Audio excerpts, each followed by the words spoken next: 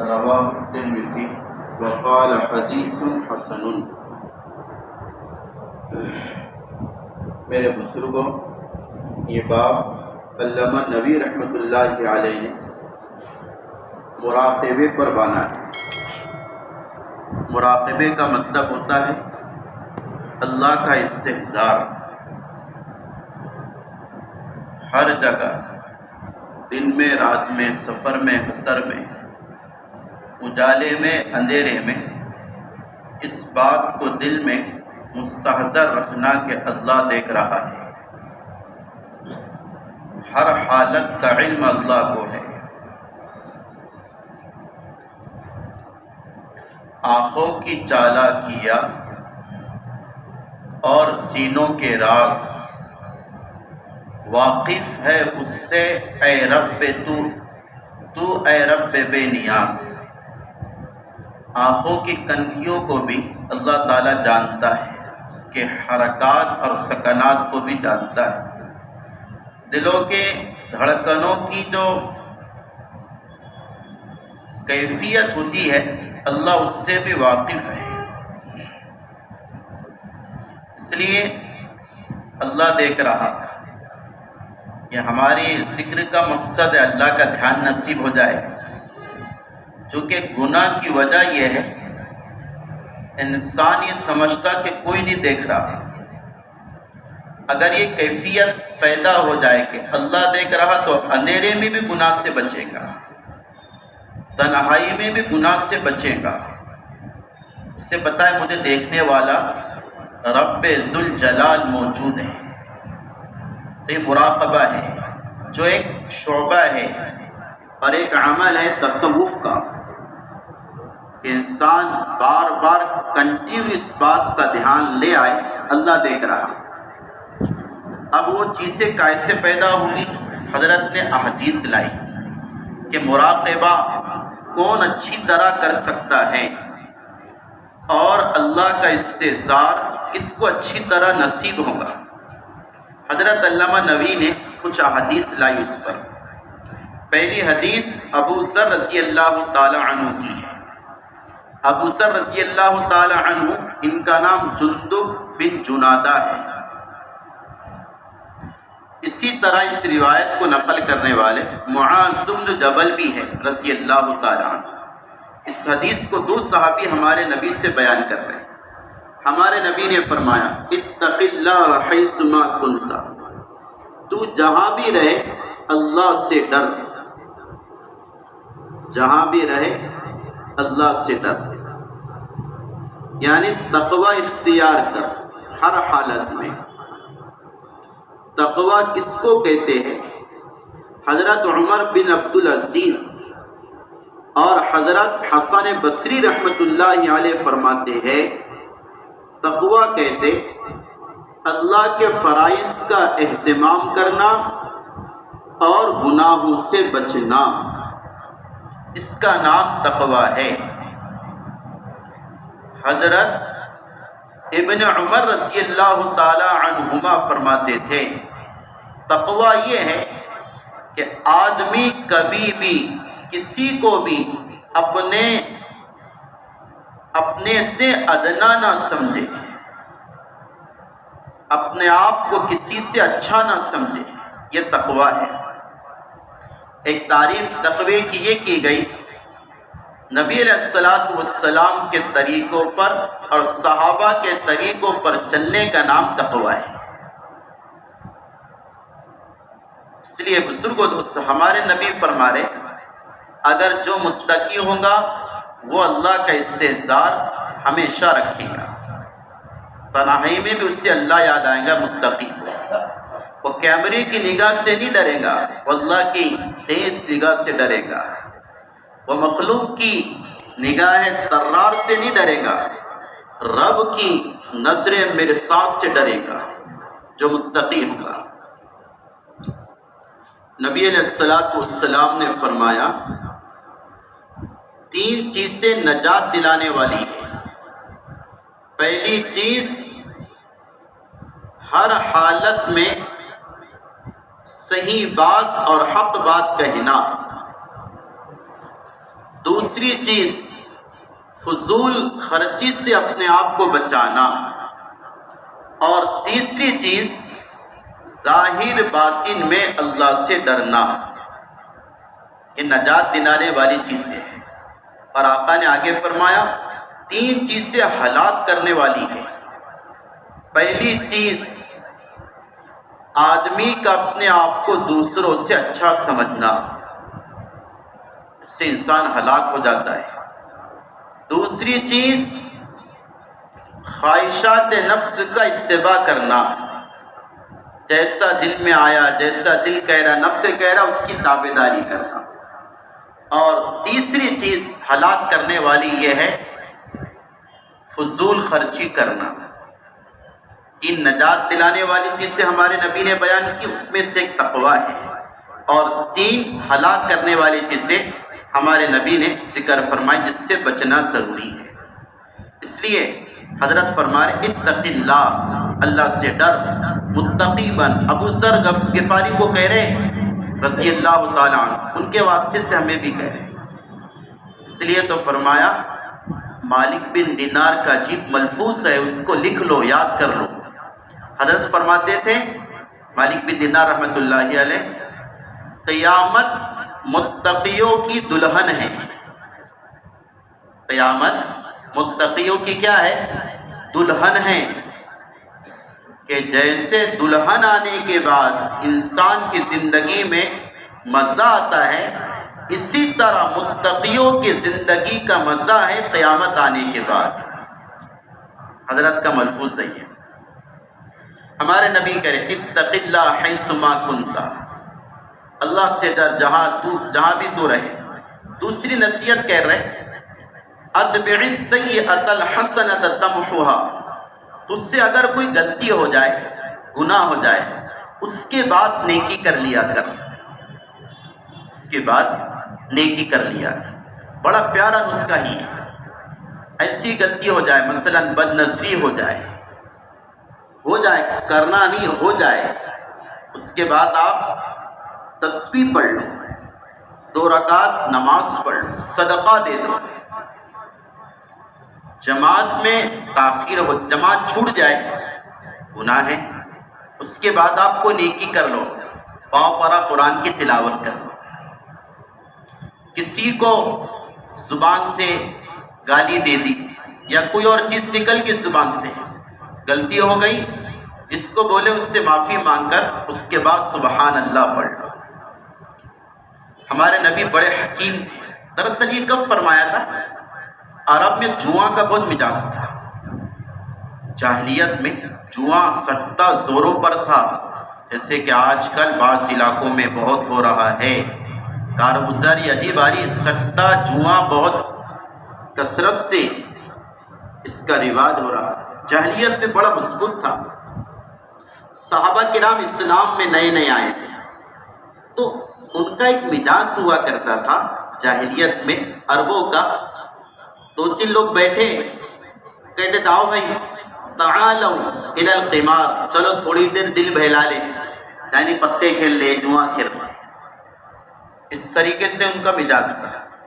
پھر اپن بیٹھے آ رہے بھائی ناشتہ کر لیں گے اپنے علاقے میں، وہ علاقے میں کیا مزاج فری مائنڈ کرنے کے لیے آؤ جوا کھیل لو، یہ زبان سے جملہ کہوں عربوں کا۔ ہمارے نبی کہہ رہے اب ہوا ایسا، ایک آدمی نئے نئے اسلام میں لایا، غلطی سے وہ جملہ نکل گیا جو پہلے بولا کرتے تھے، آ جاتا زبان پر، تو مسلمان ہو گئے، لیکن زبان پر آ گیا۔ اس وقت ہمارے نبی نے فرمایا تھا اگر یہ جملہ بھی آ جائے زبان پر، کیا ہو چلو کھیل لیں گے تھوڑی دیر، تو اس کے بعد سبحان اللہ پڑھ لیا کر۔ سمجھے؟ یہ ایک نسخہ ہے گناہوں سے بچنے کا۔ اس لیے حضرت تھانوی فرماتے گناہ سے بچنے کا ایک وظیفہ یہ ہے کہ آپ گناہ کے بعد اگر ہو جائے سزا متعین کر لو۔ نفس سے کہو بد نظری اگر تجھ سے ہو جائے تو 10 رکعت نوافل پڑھوں گا، نفس سے کہو فجر میں نہیں اٹھا تو چاش کی نماز پڑھوں گا، 20 رکعت نوافل پڑھوں گا۔ نفس سے کہو اگر غصہ آ جائے، کسی پر ریس ہو جائے بغیر کسی وجہ کے، تو میں 2 رکعت آدھے گھنٹے کی پڑھوں گا۔ اس طرح نفس کو کیا کرو؟ سزا دو، اس سے نفس کنٹرول میں آئے گا۔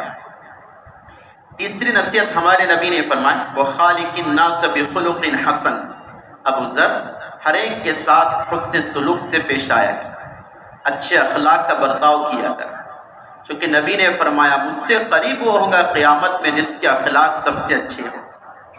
آقا نے فرمایا قیامت کے دن میزان عدل میں سب سے زیادہ بھاری چیز اچھے اخلاق ہوگی۔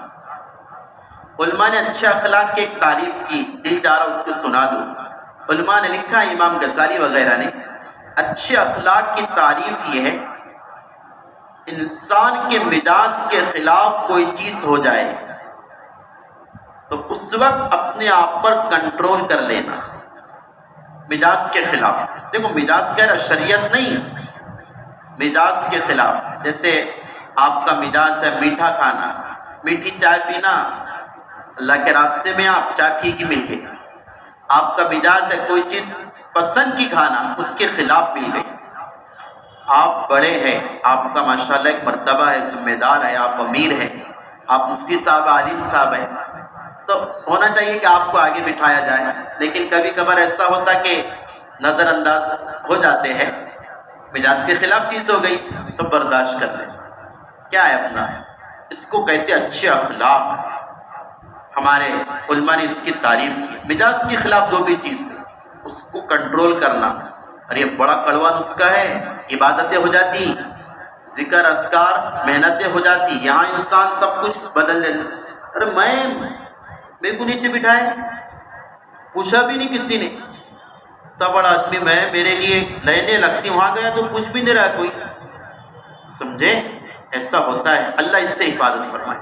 دیکھو اگر اللہ کا استحضار ہوگا نا، یہ باب اسی پر حضرت نے بانا ہے، اللہ دیکھ رہا، اس وقت کی کیفیت نہیں ہوگی، میں جان دو اللہ دیکھ رہا میں کیسا ہوں، مجھے تو اللہ کی نگاہ میں اچھا بننا ہے، لوگوں کی نگاہ میں کیا کرتے اچھا بن کے، دن میں گویا کہ زندہ باد، رات کے مرد آباد کے نعرے لگانے والے ہوتے ہیں، لوگوں کی اچھائی برائی کا اعتبار، اللہ جس کو اچھا کہے وہ اچھا ہے، ہمارے نبی جس کو اچھا کہے وہ اچھا ہے، یہ حضرت فرما رہے۔ اور زندگی کے اصول ہے 3 باتیں، پہلی بات ہمارے آقا نے فرمائی تقوی اختیار کرو، دوسری بات ہمارے آقا نے فرمائی جو بھی غلطی گناہ ہو جائے اس کے بعد نیکی کر لیا کرو، تیسری بات یہ فرمائی کہ اچھے اخلاق سے پیش آیا کرو۔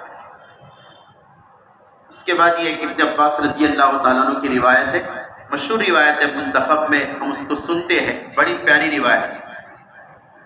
اللہ کے نبی علیہ السلام کا ان کے ساتھ برتاؤ ہے۔ ابن عباس رضی اللہ تعالیٰ عنہ کہتے ہیں میں نبی علیہ السلام کے ساتھ ایک دن پیچھے بیٹھا تھا، اونٹنی پر تھے آپ، 7 سال کی عمر تھی حضرت نے فرمایا نبی علیہ السلام نے یا غلام انی اعلمک کلمات، بیٹے، غلام کا ترجمہ حضرت شیخ زکریا کرتے تھے او لال، اور میرا لال بولتے نا، میرا لال ہے، یہ اپنی زبان میں براری زبان ہے، عرب اس کو کہتے تھے غلام، پیارے بیٹے، میرا جگر کا ٹکڑا، جو بھی بولنا ہے مائیں جو محبت میں بولتی ہے اس کو عربی میں غلام بولتے ہیں، اگرچہ ہمارے زبان میں غلام کسی اور کو بولتے لیکن عربی کا غلام کچھ اور ہوتا ہے۔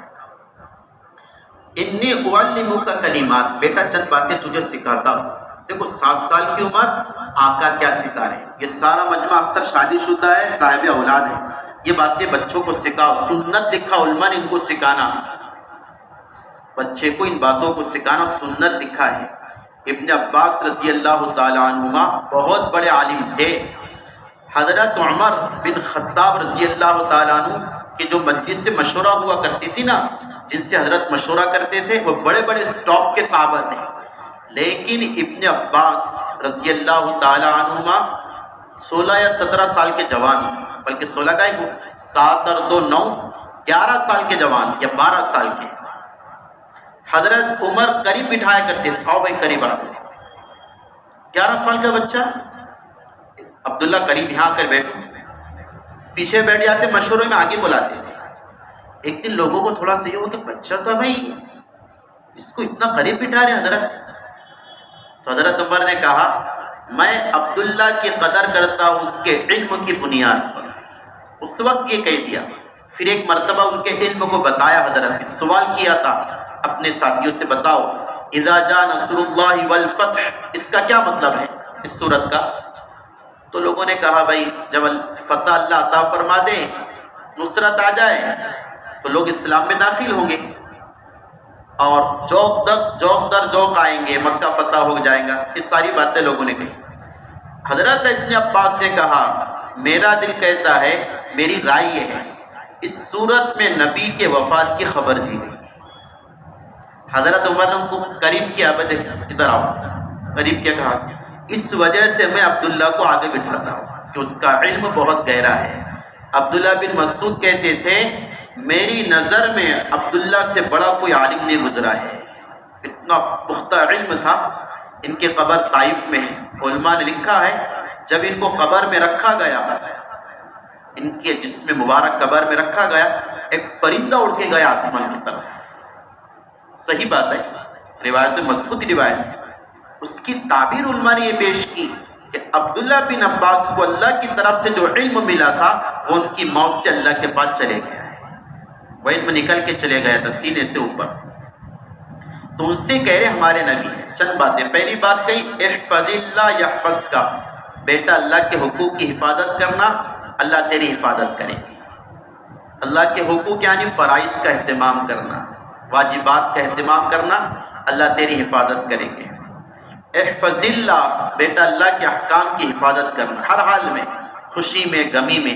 یہ سکھاؤ بچوں کو, بیٹا ہر حالت میں نماز پڑھنا کیسا بھی ہو, بیٹا ہر حالت میں گناہ سے بچنا, بیٹی ہر حالت میں پردہ کرنا حق اللہ کا فرائض ہے.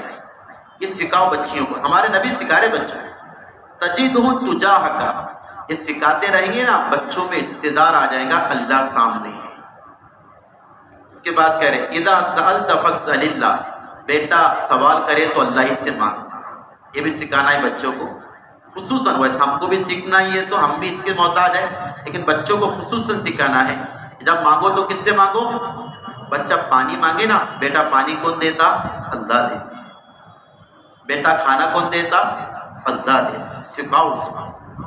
وَإِذَا اسْتَعَنْتَ فَاسْتَعِنْ بِاللَّهِ, بیٹا مدد کسی سے مانگنا ہے لوگوں کے دروازے پر مت جانا, اللہ کے دروازے پر جانا.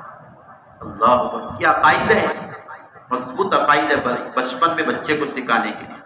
بیٹا سن غور سے, ساری امت تجھے نفع پہنچانا چاہے تو اتنا ہی نفع پہنچا سکتی ہے جتنا اللہ چاہے.